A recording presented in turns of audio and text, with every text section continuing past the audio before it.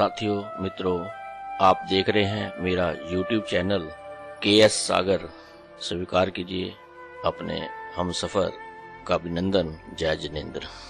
Faith makes impossible possible की इस श्रृंखला में आपका एक बार फिर से तहे दिल से अभिनंदन। जय जिनेंद्र।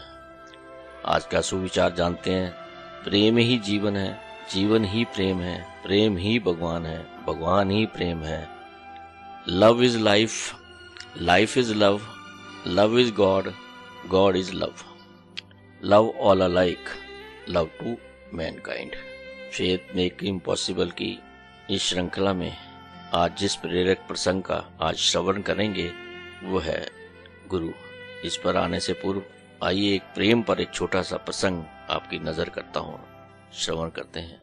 किसी शहर में एक पति पत्नी और उनकी बेटी रहा करती थी। उनका आपस में बहुत ज्यादा प्रेम था। एक दिन पत्नी काम से घर से बाहर जाने लगी तो उसने देखा उनके दरवाजे पर कुछ लोग खड़े हैं।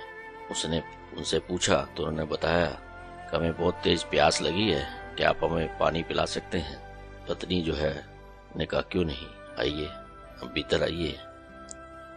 वो कहने लगे आपके घर पे और कौन कौन है। उन्होंने कहा मैं, मेरी बेटी और पति। उसने कहा पति अभी जो है काम के लिए बाहर गया हुआ है, उसी समय में वापस आ जाएगा। तो उन्होंने कहा जब आपके पति देव आ जाएंगे तब हम भीतर आके पानी पिएंगे। ऐसा वो भी बात ही कर रहे थे तो उनके पति देव वापस आ गए। उन्होंने उनको नमस्कार किया और वो भीतर चले गए। उनमें से एक साधु ने, उस व्यक्ति ने उनको बताया कि मैं जो है धन हूँ, मैं सफलता हूँ, और तीसरे ने बताया कि मैं प्रेम हूँ। परंतु हम जहाँ भी जाते हैं अकेले ही जाते हैं, एक एक करके ही जाते हैं। ये आप देख लीजिए आपको पहले किसको बुलाना है। पत्नी घर के भीतर गई और उसने अपनी बात अपने पति को बताई। उसके साथ ही पत्नी कहने लगी क्यों ना हम पहले धन को बुला ले, धन का अभाव तो रहता ही है। परंतु उसके पति कहने लगे नहीं, हम सफलता को बुला लेते हैं, जहाँ सफलता होती है वह धन अपने आप आ जाता है। इन सारे प्रसंग को उनकी बेटी सुन रही थी। उसने कहा नहीं, आप प्रेम को बुलाइए, क्योंकि वो एक दूसरे की बातों का सम्मान किया करते थे। उसने बेटी की बात को मानकर पत्नी जो है फिर बाहर गई और उन्होंने कहा जो प्रेम है वो आ जाइए। उसने देखा वो तीनों व्यक्ति भीतर आने लगे तो उसकी पत्नी ने कहा अभी तो आप कह रहे थे कि हम अकेले ही आते हैं। उसने कहा जहाँ पे प्रेम होता है वहाँ सफलता और धन अपने आप ही आ जाती है। साथियों मित्रों, आप हमेशा मिलजुल कर रहा करें, निष्काम सेवा करते रहें। आइए फेथ मेक इम्पॉसिबल की इस श्रृंखला में आज के प्रसंग गुरु की महिमा पर आते हैं। सर्वप्रथम जानते हैं कि गुरु कौन होता है। गुरु मूलतः दो शब्दों से मिलकर बना है। अगर हम गुरु शब्द का संधि विच्छेद करें तो हम जानेंगे कि गु और रू, गु मीन्स अंधेरा और रू मीन्स रोशनी।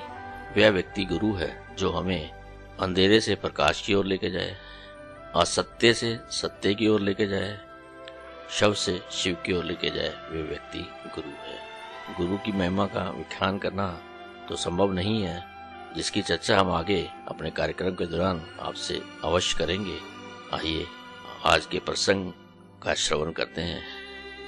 एक व्यक्ति जिसका अपने गुरु पर पूर्ण विश्वास था, गुरु के वचनों का हमेशा पालन किया करता था, गुरु के प्रति अपने आप को उसने समर्पण कर रखा था, गुरु के वचनों का जीव को त्यों अपने जीवन में लगाने का प्रयास करता था।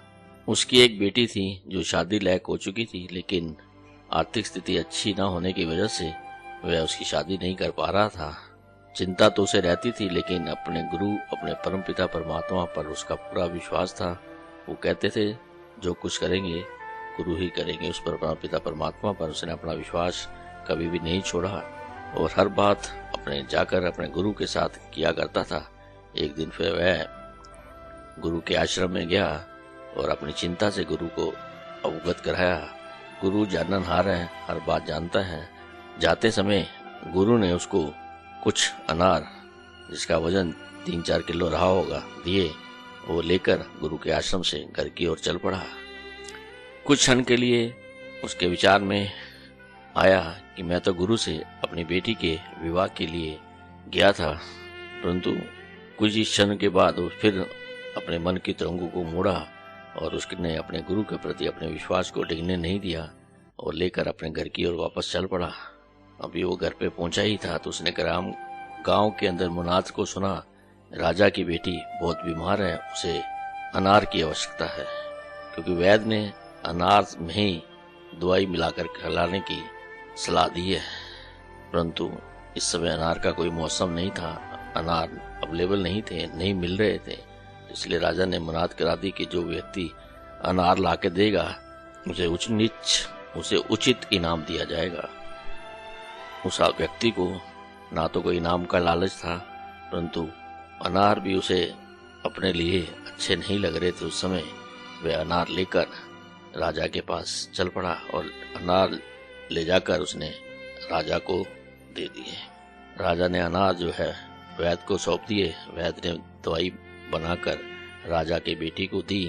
राजा के बेटी कुछ दिनों के बाद ठीक हो गई। राजा ने उस व्यक्ति को फिर अपने पास बुलाया।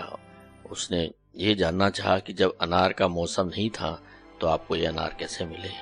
उस व्यक्ति ने अपने गुरु के दिए हुए अनार की पूरी बात राजा के समक्ष रख दी और ये भी बताया कि उसकी एक बेटी है जो शादी लायक है, जिसके लिए वो गुरु के पास गया था। राजा बहुत समझदार था। उसने कहा, नहीं, जब मेरी बेटी है मैं ऐसी शादी बड़ी धूमधाम से करूंगा।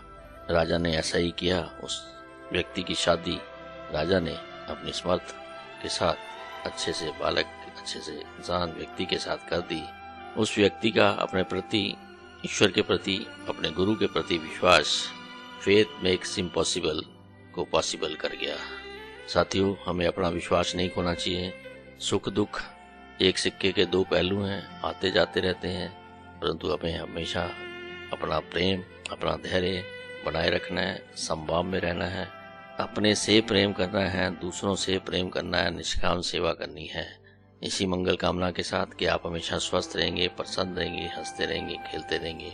ध्यान होगा काम में, ध्यान होगा उस परमपिता परमात्मा में, हाथ होंगे काम में।